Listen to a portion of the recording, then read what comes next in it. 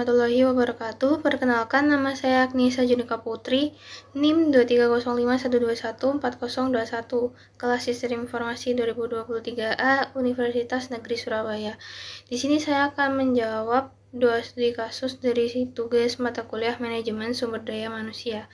Untuk studi kasus pertama, penggunaan tes integritas dan kepribadian oleh perusahaan dalam proses seleksi karyawan atau promosi karyawan saat ini menjadi perhatian hukum ketenagakerjaan. 7 US Circuit Court of Appeals baru-baru ini memutuskan bahwa R&A Center, sebuah perusahaan penyewaan furnitur, melanggar American with Disabilities Act karena memaksa karyawan yang ingin mendapatkan promosi di perusahaan untuk menjalani tes kepribadian MMPI.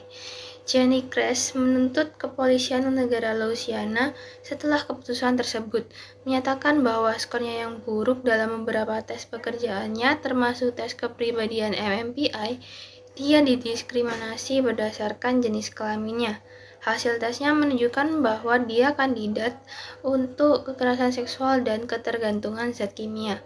Dia mengklaim bahwa ujian yang dilakukan ini tidak adil terhadap wanita karena pria cenderung menerima skor yang lebih positif.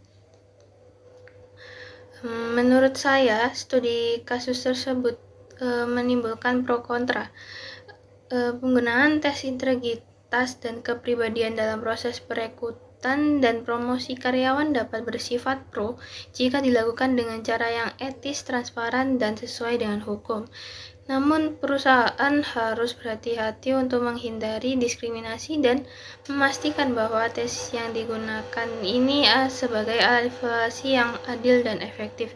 Solusinya adalah perusahaan harus memilih tes yang dirancang dengan baik dan tes yang digunakan harus valid dan relevan dengan persyaratan pekerjaan. Perusahaan harus memberikan pelatihan dan pendidikan kepada karyawan HR mereka untuk mengurangi kemungkinan bias dan diskriminasi.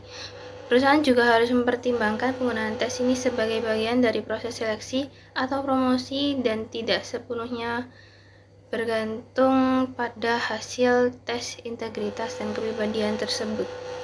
Studi kasus kedua, studi kasus ini membahas tentang manajer yang mulai mencari informasi latar belakang karyawan melalui internet seperti personal websites, online networking groups, dan web search engines. Banyak orang percaya bahwa informasi ini memberikan gambaran lebih mendalam tentang karakteristik individu calon karyawan. Lebih spesifik lagi, manajer menggunakan internet termasuk situs web pribadi dan jaringan sosial seperti Facebook dan MySpace untuk mendapatkan informasi tambahan tentang calon karyawan saat ini. Mereka mencari data pribadi yang tidak terungkap dalam formulir aplikasi atau resume, seperti aktivitas seksual atau penggunaan obat-obatan. Namun, pemeriksaan latar belakang calon karyawan melalui internet ini juga dapat menimbulkan risiko, seperti konten yang diposting di internet bisa menjadi jejak digital yang kurang memuaskan dan sulit untuk dihapus atau diubah. Oleh karena itu, pemeriksaan latar belakang calon karyawan melalui internet harus dilakukan dengan hati-hati dan mengikuti aturan dan prosedur yang berlaku. Menurut saya, mencari latar belakang atau profil calon pelamar secara online melalui web dapat memberikan informasi yang bermanfaat tentang kepribadian mereka, tetapi tidak dapat mencerminkan secara keseluruhan. Penting bagi perusahaan untuk menetapkan aturan yang jelas tentang penggunaan informasi online selama proses rekrutmen dan evaluasi karyawan. Pemeriksaan latar belakang calon karyawan melalui internet harus dilakukan dengan hati-hati, menjaga privasi orang, dan memastikan bahwa data yang digunakan sesuai dengan kebutuhan perusahaan tersebut.